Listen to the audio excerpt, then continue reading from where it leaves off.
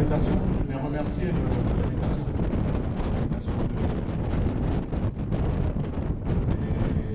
Quand on a reçu l'invitation, il est adressé. Évidemment, il n'y a pas à réfléchir sur ce genre d'invitation. Ça nous paraissait tout à fait normal, de mon point de vue, de venir assister à ce congrès, de témoigner par notre présence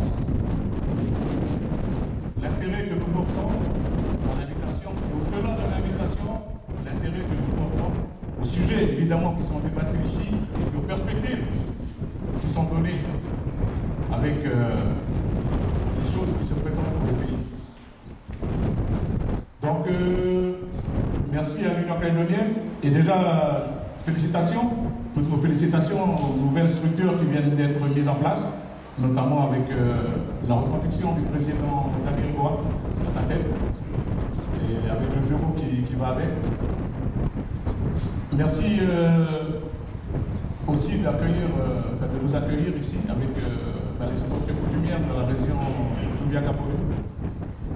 Et bien entendu, c'est avec une grande humilité et un profond respect que je vais faire précéder mon intervention auprès justement des notables de cette région du Sud. Voilà, donc l'USTKE est une force syndicale, bien entendu, qui s'est créée, donc, vous le savez bien, en 1981. Et ce qui a fait la création de l'USTKE, c'est d'une part, et c'est surtout la raison essentielle, c'est le fait que la réalité kanak n'était pas prise en compte dans le monde du travail. Et c'est ce qui a fait que les responsables kanak qui étaient dans les organisations syndicales traditionnelles, les fonctionnaires, ont quitté ces syndicats-là pour former le STKE, pour faire prendre en compte la réalité kanak dans le monde du travail. Voilà. Bien évidemment, la question du pays, la question du contexte politique du pays ne nous a pas échappé. Et dès le 5 1981, dans les statuts de l'USTKE était déjà affiché, était déjà plébiscité l'engagement de l'USTKE pour l'accès du pays à l'indépendance. Alors oui, notre présence aujourd'hui n'est pas du tout je veux dire, il n'y a rien de surprenant. Nous répondons à une invitation qui vient d'une organisation politique, l'Union calédonienne, avec toute l'histoire qui a été retracée tout à l'heure par les camarades qui m'ont précédé.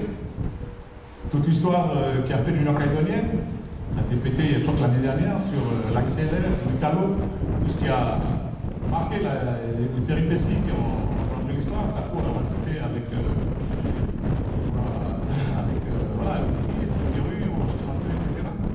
Et aujourd'hui, c'est vrai que l'Union calédonienne, c'est une force importante, essentielle dans le mouvement, dans l'histoire politique du pays et dans le contexte actuel du pays. Alors, le STKE, bien entendu, est tourné et, je veux dire, s'occupe à la priorité de s'occuper du quotidien des salariés, de ceux qui sont syndiqués à l'USTKE. C'est notre mission. On s'occupe de la politique salariale, on s'occupe des conditions de travail, on s'occupe des aspects de formation, on s'occupe du rééquilibrage. C'est un aspect important dans le combat de l'USTKE. C'est ce qui fait également le marqueur idéologique de l'USTKE. La question kanak, elle est là aussi. Elle est aussi axée dans l'accès des kanaks aux responsabilités. Et c'est pour ça que nous sommes très à la pointe du combat sur le rééquilibrage. Et on le fait régulièrement dans toutes les entreprises où on interpelle, où on sollicite les formations au niveau des instances où nous sommes, cadre avenir, etc., etc. On essaie de promouvoir cet aspect de la formation des kanaks pour faire accéder nos jeunes aux responsabilités. Alors oui, la question aujourd'hui qui est au centre de toute l'actualité politique, c'est bien entendu le référendum, bien sûr. Et au congrès de l'USTKE qui a eu lieu l'année dernière à Lifou, non, en 2015, 5 décembre 2015, le président Ekonedom a eu la gentillesse de nous accueillir dans le grand phare de la province de Sine. Il y a dans la l'atelier politique, il y a une motion importante qui nous paraissait fondamentale dans l'atelier politique. La motion, elle précisait dans le cadre justement de cette perspective politique liée au scrutin d'autodétermination, c'est de dire que l'USTKE encourage toutes les mesures, de manière à réunir l'ensemble des conditions nécessaires pour gagner le référendum de 2018. Voilà la motion politique qui a été votée par l'USTKE et c'est une motion sur laquelle nous sommes très attachés. L'unité des indépendantistes, du mouvement nationaliste, progressiste kanak pour aller sur ce champ. C'est ça la motion. Et donc, voilà, l'invitation qui a été faite par l'Union calédonienne, comme les invitations qui viendront certainement, je veux dire, d'autres structures qui militent dans cette perspective-là, évidemment que l'USTKE ne répondra pas. Mettons une certaine cohérence avec la motion politique qui a été votée à notre congrès. C'est pour ça qu'aujourd'hui nous sommes. Donc voilà, c'est l'USTKE s'engage très fortement là-dessus.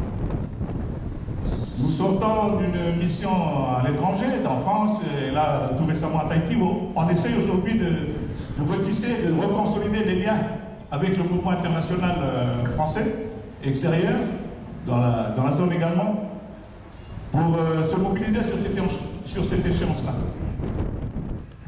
Nous avons dit, si les conditions de sincérité du scrutin d'autodétermination sont réunies pour aller à ce référendum, l'USTKE mettra aussi tout son poids. Dans la mobilisation pour convaincre le monde du travail de voter pour l'accession du pays à certaines souverainetés. Ça, nous y sommes engagés.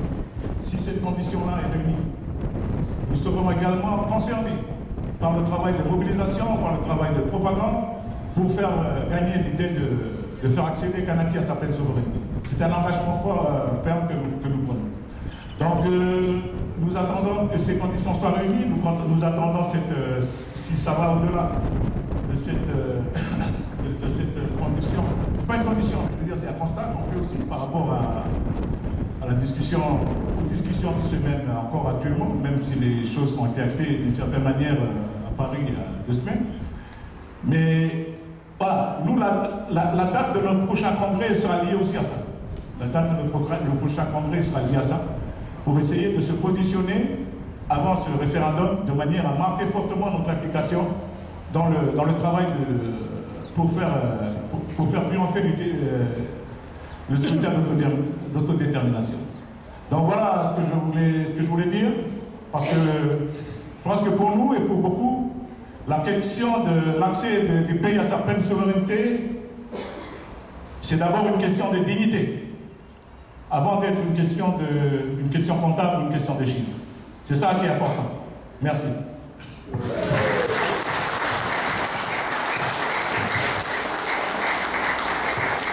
Merci, monsieur le représentant de l'USTKE. Monsieur le président du Parti travailliste, vous avez la parole.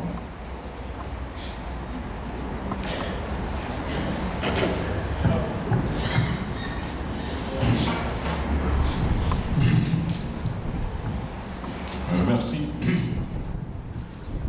C'est avec humilité et respect que je suis debout ici devant le congrès de l'Union calédonienne. C'est pas sans émotion que je me tiens debout devant le congrès de l'Union calédonienne. La dernière fois que j'étais présent à un congrès de l'Union calédonienne, je menais la délégation de l'USTKE en 1984, en octobre 1984, à Tours. La délégation de l'USTKE a été ovationnée par le congrès de l'Union calédonienne à Tours.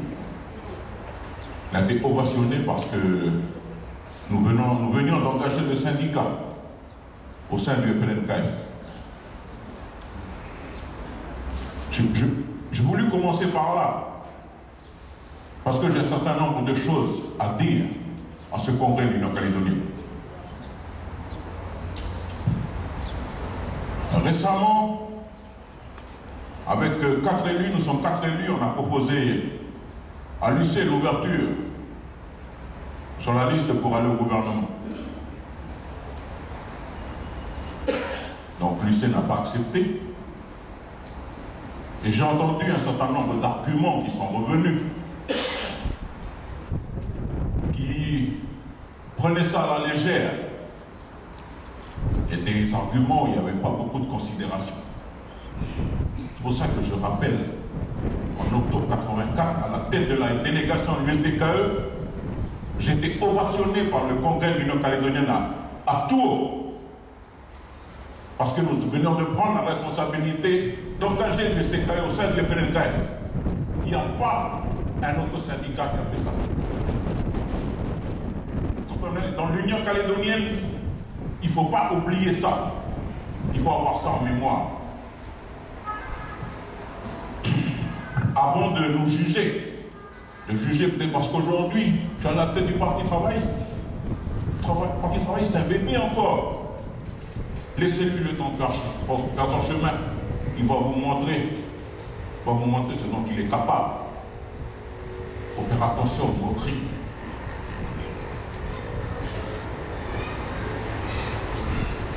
Avant de venir, j'ai beaucoup réfléchi à ce que je vais dire dans ce congrès de l'Union calédonienne. Moi, j'ai un lien particulier avec l'Union calédonienne. Je mets de côté le fait que c'était le parti de nos pères. On était tous engagés dedans. Nous, à la maison, c'était les ministres de la loi cadre qui venaient se réunir à la maison. On a baigné dans l'Union calédonienne. C'est comme les pidgeots, tout ça. À un moment donné, à cause des foulards rouges, les vieux, ils ont quitté l'Union calédonienne parce que l'Union calédonienne avait condamné les foulards rouges. Peut-être qu'il n'y a pas beaucoup de vieux qui sont là qui se souviennent de ça. Moi, ça fait 50 ans que je suis engagé dans la politique. Et j'étais là au début, quand les vieux, ils ont retour de Paris, après la mission de 1974, quand Chirac leur a dit l'autonomie s'est dépassée, vous choisissez entre l'indépendance et la départementalisation. Moi, j'étais à la conception le soir, chez le vieux député Pidgeot, quand les élus Kanak ont fait la déclaration, ils choisissaient l'indépendance. Ils choisissaient l'indépendance. Moi, j'étais là. Et certains d'entre vous vont se moquer de nous. Parce que vous êtes dans l'Union calédonienne. Et il faut mériter d'être dans l'Union calédonienne. Il faut être digne d'être dans l'Union calédonienne. Moi, je me permets de vous dire ça. Pour les conflits du STKE, et l'OA, venez se battre avec nous à Tontouta. Quand on a fait les premières grèves à Tontouta avec Yéyé. Au vigilant, quand le patron il a pensé sur nous. Moi, c'est toujours en 84. Qui c'est qui a dormi avec nous la nuit? Il passait la nuit avec nous. C'est Eloa, c'est Sylvain, Alosio, tout ça, le groupe. C'est avec Eloa. Passez la nuit avec nous. On a joué au câble le matin, Eloa, il a bu le café, il est parti.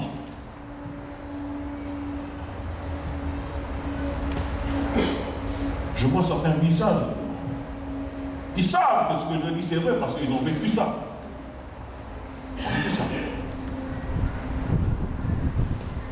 Et moi, je suis fier de dire ça aujourd'hui devant le congrès de l'Union calédonienne. L'Union calédonienne, c'est un grand parti. L'Union calédonienne, de grands dirigeants. Premier parti Kanak. Si avec le FNLKS, c'est parce que l'Union calédonienne. C'est nous, l'USTKE, qui avons fait le FNLKS avec l'Union calédonienne. Les autres partis ont rejoint après. Moi, je peux le dire ça. Puis je peux débattre avec qui que ce soit là-dessus. L'UPM, le FUL. Alors, s'il vous plaît, ne cadenassez pas le FNLKS. N'instrumentalisez pas le FNLKS. Le FNLKS, il appartient au peuple kanak. Il n'appartient pas à un cartel de partis politiques. C'est pour ça que nous ne participons pas au CNC. Je dis non, on ne participe pas. Ou le FNLKS, il est ouvert, ou pas. S'il n'est pas ouvert, pourquoi on va aller travailler dans le CNC?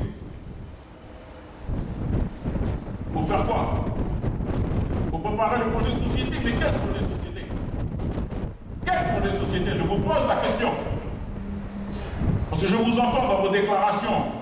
Là, les congrès là, qui viennent de se passer. La démarche de convaincre sur le projet de société. Mais c'est ambitieux. C'est fabuleux un projet de société. C'est là où on va mettre les principes fondateurs de la société de demain. C'est quoi l'égalité, tout ça? L'emploi.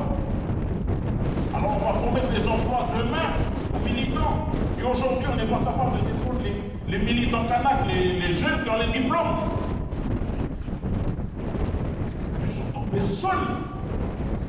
J'entends personne des responsables politiques. Et on en a besoin. Moi, je peux vous dire qu'on en a besoin. On a besoin des signataires de l'accord de Nouméa. On a besoin des dirigeants des grands partis de dénoncer quand on refuse le poste de directeur de l'Aïdora d'étroiter à un CNFN. Quand on refuse de nommer les jeunes Kanak diplômés partout. Et ils sont de plus en plus nombreux. Pourquoi? Parce qu'en 88, on a signé les premiers accords. Les accords de rééquilibrage.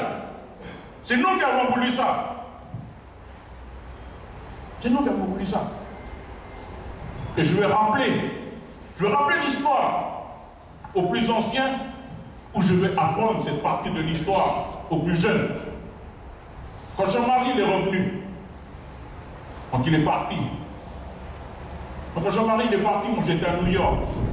J'étais le porte-parole du mouvement pour un Pacifique indépendant et dénucléarisé. Voilà Nick McClellan. Nick McClellan, je l'ai rencontré dans le mouvement pour un Pacifique indépendant et dénucléarisé. Et j'étais à New York, j'étais le porte-parole du NFIP pour la 3e session spéciale sur le désarmement. J'étais avec Lopetit Senitouli, un frère tangien. Et on passait par l'ONU, ensuite on part en Europe pour aller voir les organismes de financement. Voilà Nick McClellan, il est là. Et dans la nuit, il m'appelle et il me dit Jean-Marie, il est parti à Paris, négocier. J'ai dit à Lopetit, continue toi, faut que je rentre. T'es bouleversé d'apprendre ça parce que, voilà, les 19, ils venaient de mourir. Et sur le coup, tout le monde d'ailleurs avait été surpris, ne comprenait pas.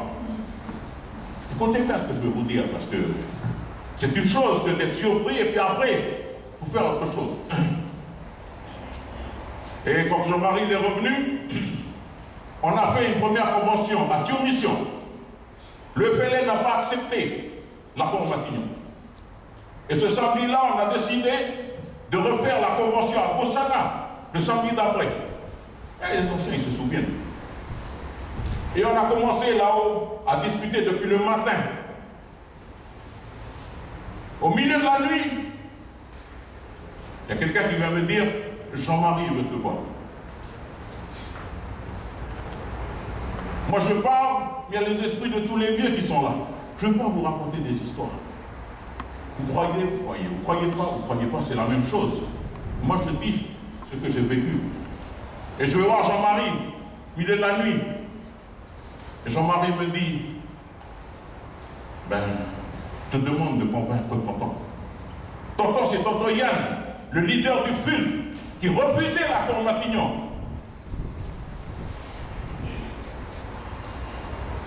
J'ai écouté Jean-Marie. Et avec la délégation du STKE qui était présente avec Nalaïm, on a discuté, mon frère. On a discuté, puis on a dit, on va faire une proposition de compromis. Une proposition de compromis. Et on a rédigé un communiqué qui a été soumis à l'ensemble de la convention du FLNKS. Et tout le monde s'est accordé sur ce compromis. Et c'est comme ça qu'on a décidé à ce moment-là d'enrichir l'accord Matignon de mesures de décolonisation. Et c'est comme ça qu'on a rediscuté, et c'est comme ça qu'on est reparti à Paris, et c'est comme ça qu'il y a eu la signature de Oudinot. Quand on dit accord Matignon-Oudinot,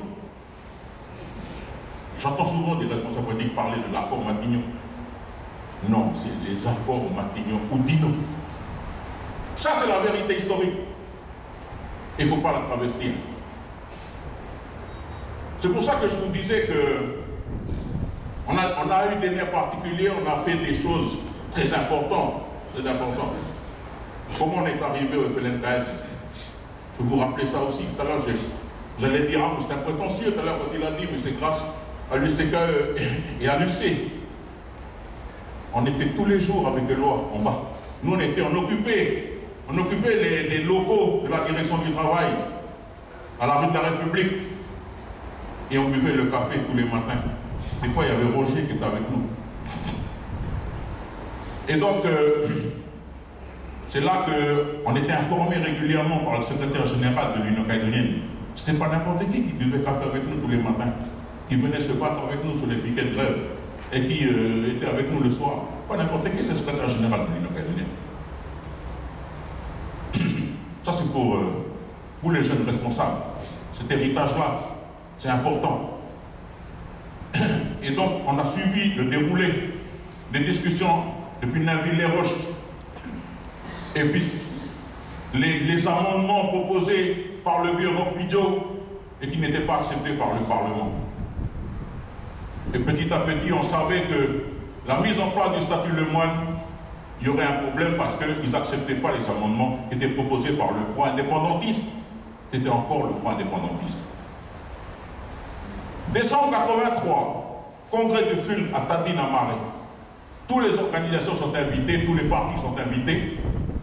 Et là, l'évidence, elle est claire qu'il va se passer un problème pour la mise en place du statut Lemoine parce que les dispositions d'un village, et en particulier la crainte, écoutez bien ce que je vais vous dire, la crainte contre les flux migratoires, on n'avait aucune garantie là-dessus.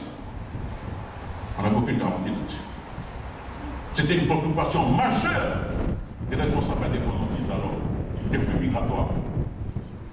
Vous croyez que quand je passe mon temps là, tout le temps à dénoncer les flux migratoires, c'est pour épater la galerie ou pour occuper le terrain médiatique? C'est fondamental. Fondamental l'engagement des responsables indépendantistes. C'est pour ça qu'on a décidé le boycott actif du statut Lemoine du 18 novembre 1984. Et c'est pour ça qu'on a décidé de passer d'une situation d'un cartel de partis politiques, écoutez bien les mots, je ne choisis pas par hasard, d'un cartel de partis politiques à un front de lutte de libération nationale, le FLNKS, qui a été mis en place au mois de septembre, le 24 septembre 1984. Ça, c'est la relation particulière. Alors vous voyez, j'ai rappelé ça, je rappelle ça. Rappelez ce qui s'est passé en 88. Je passe sur le 1er décembre 1984, quand on était ensemble là-bas à la Conception, pour la levée du drapeau. La mise en place du gouvernement provisoire. Écoutez bien la relation que j'ai avec Jean-Marie. Jean-Marie me dit, dans la case à côté là, viens avec nous au gouvernement. Je lui ai répondu, il y a déjà tonton Yann, un Yuré ça c'est. Voilà. Peut-être que ça a été fait pour que là, je sois aujourd'hui là pour vous parler de tout ça. Voilà ce que je voulais vous dire. On a répondu présent à cette invitation parce que c'est important. Important. Concret de l'Union calédonienne. À Paris, je disais aux camarades de la délégation, mais il va y avoir le congrès de l'Union calédonienne la semaine prochaine. Pourquoi se presser? Moi, je n'étais pas d'accord. Je n'étais pas d'accord avec ce qu'on a signé. Peut-être qu'il y a à boire et à manger, on va toujours trouver à boire, on va toujours trouver à manger. On n'a pas été chercher à boire et à manger. On a été chercher l'essentiel. L'essentiel pour nous, sur la liste électorale. Mais voilà.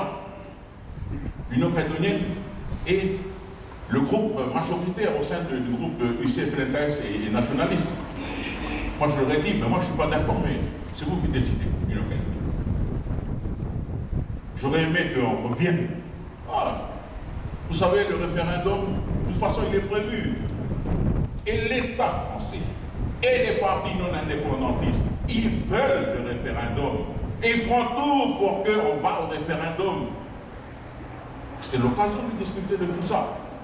L'occasion de revenir sur aller le plus loin possible au niveau des listes électorales.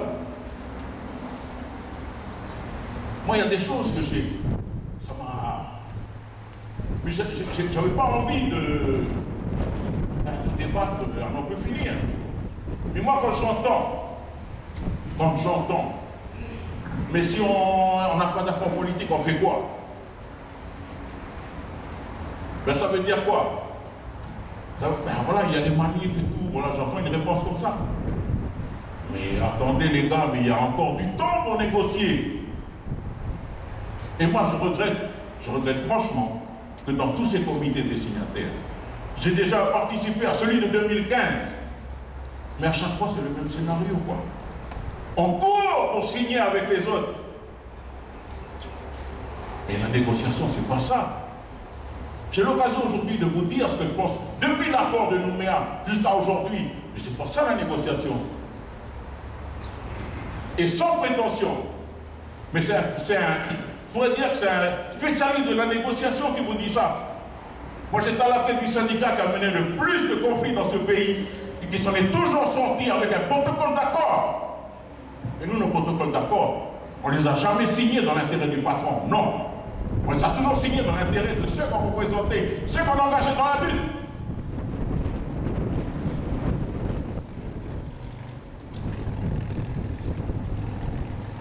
Vous êtes les plus grands partis indépendantistes. L'UC, le PALICA, le FLN. Le FLN-KS, c'est la représentation politique du peuple kanak. C'est vous qui avez impulsé la dynamique. Mais de temps en temps, pensez à ceux qui sont sur le terrain, à vos militants sur le terrain, parce que demain, si les choses deviennent difficiles, mais c'est les premiers, ce sont ceux-là qui vont être en première ligne. C'est toujours les militants qui vont être en première ligne. Donc on aurait pu prendre un peu de temps, camarades. C'est en toute fraternité que je vous dis ça.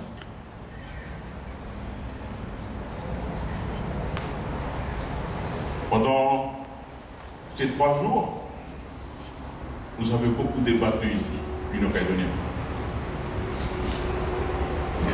Ben, je pense que de ces débats, vous allez sortir fort. En tout cas, je l'espère. Pour faire face à ces temps qui viennent. Faire face à ces temps qui viennent. Vous savez, il y a beaucoup d'oiseaux qui volent dans le ciel. Beaucoup, en temps normal. Mais quand il y a le mauvais temps, il y a plus les vrais oiseaux qui volent.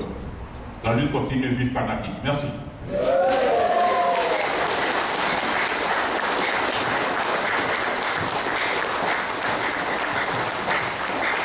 Merci, le Parti travailliste.